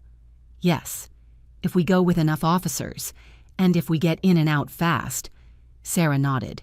"Then let's go." We arrived at the restaurant at 2 in the afternoon. There were 6 patrols outside, 12 officers, Detective Reynolds, Richard, and us. The restaurant was closed, abandoned. The windows had dust, the curtains were drawn. A sign on the door said, "Temporarily closed," but we knew it was permanent. Without Sarah, without employees, without customers. The restaurant had collapsed. Ethan had lost everything, and that made him even more dangerous. The officers opened the door with a court order. We entered. The place was worse than the last time. Broken plates on the floor, tables overturned. The walls had holes, as if someone had hit them with their fists or with their head. Sarah walked slowly through the dining room, looking at everything. "This was beautiful," she whispered. "I made this beautiful." "And he destroyed it. He destroyed himself," I told her. We walked to the back office. The door was locked. One of the officers kicked it open. Inside, the chaos was worse. Papers everywhere, torn documents. The computer smashed against the wall, and on the floor, empty bottles. Tequila, whiskey, vodka. Ethan had been here, drinking, destroying, losing himself. Sarah looked around. "The box is in the closet." She opened the closet, and there it was, a cardboard box with her name written in black marker, Sarah. She took it out. It weighed little. She opened it. Inside were photographs. Photographs of her as a child, with her father, with me. Photographs of her graduation, of her first studio, of her friends, of her life. Sarah took a photograph. It was of her at 25, smiling, full of life. "Here I am," she said. "This is me." And for the first time in months, I saw her. I saw my daughter. Not the broken woman Ethan had created, but the strong woman she always was. We left the restaurant, with the box, with the memories. And when we got into the car, Sarah looked back one last time. "Goodbye," she whispered. She was not talking to the restaurant. She was talking to that part of her life, to that version of herself she left behind. We went to the hotel, a small hotel in the suburbs, discreet, secure. 2 rooms, side by side. That night, Sarah and I had dinner at the hotel restaurant. Stew. Again. Sarah ate slowly, savoring every bite, as if she were learning to eat again, to enjoy, to live. Mom, do you think someday I will be able to be in a normal relationship? Yes, I believe so. How do you know? Because you are going to heal. And when you heal, you are going to learn to recognize real love. And if I do not heal, you are going to heal, I promise. We ate in silence for a few minutes. Then Sarah said, Mom, thanks. Why for not giving up on me? For not leaving me there, for saving me. I did not save you. You saved yourself. No, you started. You were the one who took me out of that kitchen, the one who called the lawyer, the one who fought for me when I could not fight for myself. I took her hand. I am always going to fight for you. Sunday, April 8th, 9 in the morning. Detective Reynolds called us. We found Ethan. Where? In a motel upstate. He was drunk. He tried to flee, but they detained him. Is he arrested? Yes. And this time, he is not getting out. He violated the terms of his release. He violated the restraining order multiple times. He has charges for harassment, trespassing, threats. How long is he going to be in prison? The judge is going to decide, but with everything he has against him, probably 1 to 3 years. I felt a huge weight lifting from my shoulders. And after he gets probation with a permanent restraining order, if he gets close to Sarah again, he goes back to prison automatically. Thanks, detective. Do not thank me. Thanks, Sarah, for speaking, for reporting, for not staying silent. I told Sarah. She remained silent for a long time. Then she started to cry, but not of sadness, of relief. Is it over? She asked. Yes, my love, it is over. Are you sure? Yes. We hugged and cried together, because finally, after months of fear, of pain, of struggle, it was over. Monday, April 9th. We returned home. The police had installed security cameras, new locks bars on the windows. The house looked like a fortress, but we no longer needed it because Ethan was locked up and we were free. That week, Sarah started working again. She got her first client, a small cafe that needed menu design. It did not pay much, but it was a start. And Sarah worked with a passion I had not seen in years. Concentrated, happy, alive. I watched her from the door of her room and smiled because my daughter had returned. 2 months later, June. Sarah was working on her laptop on the patio when she received an email. She opened it. It was from the journalist Andrea Scott. The email said, Sarah, thank you for sharing your story. Since it was published, we have received more than 500 letters from women telling similar stories. Your courage inspired many to speak to report to get out. You are an example of strength and hope. Thank you. Sarah read the email 3 times, then she showed it to me. Mom, do you see this? Yes, 500 women, 500 lives you touched. I did not do anything special. You did the hardest thing in the world. You spoke. And that changed everything. Sarah smiled, a complete smile. Real, beautiful. Then it was worth it. 3 months later, September, Ethan's trial. Sarah testified, in front of the judge, in front of the lawyers, in front of Ethan. She told everything, with a firm voice, with her head held high, without crying, without trembling. Ethan looked at her from the other side of the room, but no longer with hatred, but with something worse. Emptiness. As if he had finally understood what he had lost. Not only Sarah, but his restaurant, his reputation, his freedom, his life. And that emptiness in his eyes was true justice, because it was not Sarah who destroyed him. It was himself. The judge handed down the sentence. 2 years in prison, 3 years of probation, permanent restraining order, and an obligation to pay $120,000 to Sarah for unpaid wages. Ethan said nothing. He just lowered his head, as if he had finally accepted defeat. Outside the courthouse, Sarah took a deep breath. "How do you feel?" I asked her. Relieved, sad, angry, happy, all at the same time. "It is normal." "Mom, do you think he's going to change?" "I do not know. Maybe, maybe not. But that is no longer your problem. You are right." We walked to the car, and before getting in, Sarah looked back, towards the courthouse, towards that part of her life she was finally closing. "Goodbye, Ethan," she whispered. And this time, it was for real. 1 year later. April of the following year, Sarah had her own studio again, with 5 clients, with a small team, with her name on the door, Sarah Peterson, graphic design, not Sarah Miller, not Sarah Davis, just Sarah, herself, and Ethan. Ethan served his sentence in a federal prison. He got out 2 years later, but he was no longer the same man. The restaurant had closed permanently, sold for losses. His reputation was ruined. He could not get a job. He had no friends. His own mother had cut contact with him. He lived alone, in a small apartment, with the minimum. And every day when he looked in the mirror, he saw what he had lost. Not because of Sarah, not because of Margaret, but because of his own decisions, because of his own cruelty. Life had collected its debt.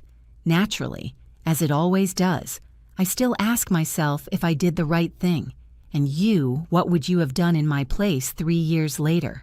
April, Margaret Peterson, 61 years old. Sarah Peterson, 36 years old. I'm sitting on the patio of my house watering the roses. It is 6 in the evening.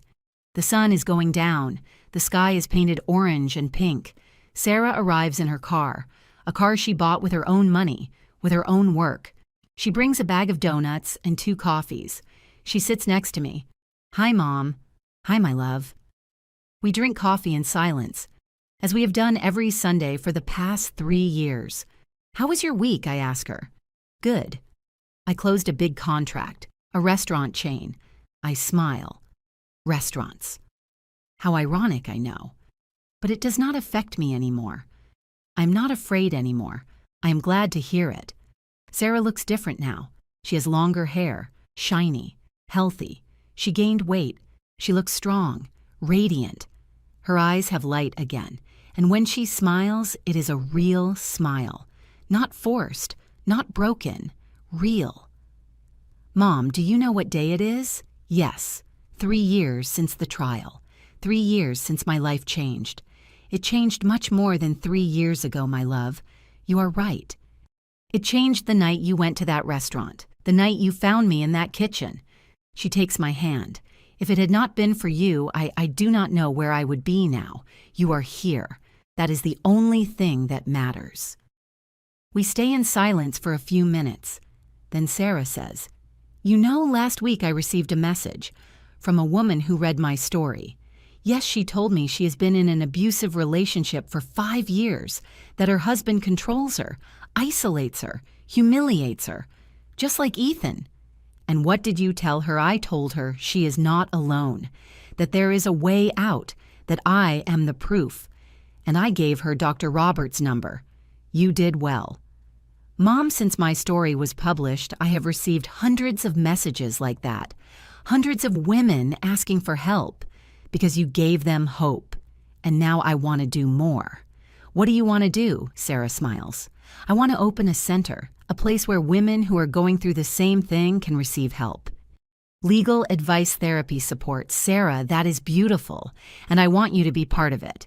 Me? Yes, because without you, I would not be here. And there are many women who need a Margaret in their lives. I feel my eyes filling with tears. It would be an honor. Sarah looks towards the sky.